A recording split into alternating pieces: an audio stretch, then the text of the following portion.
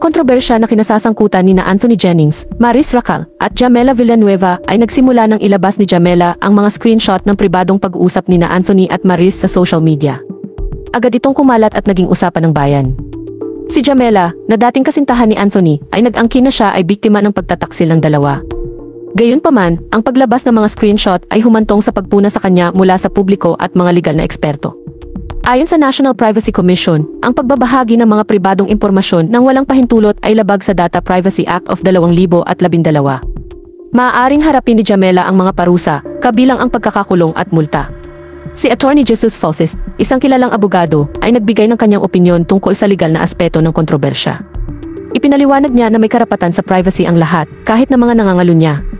Pinaalalahanan niya ang publiko na ang pagbabahagi ng mga screenshot sa social media ay maaaring magresulta sa mga kaso ng cyberlibel at paglabag sa Data Privacy Act.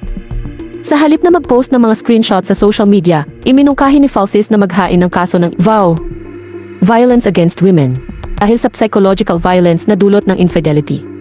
Ang kontrobersya ay nagtataas ng mga usapin tungkol sa pagiging pribado, cyberbullying at mga karapatan ng mga biktima. Maraming tao ang nag-iisip kung ano ang tama at mali sa pagbabahagi ng pribadong impormasyon sa social media.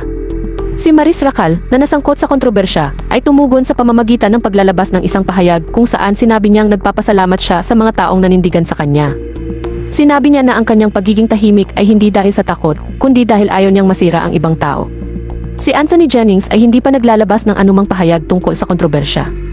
Ang kontrobersya ay nagbibigay ng aral sa publiko tungkol sa pagiging responsable sa paggamit ng social media at sa paggalang sa karapatan ng ibang tao sa privacy. Mahalaga na tandaan na ang pagbabahagi ng pribadong impormasyon ay maaaring magkaroon ng malubhang legal na kahihinatnan at makasakit sa damdamin ng iba.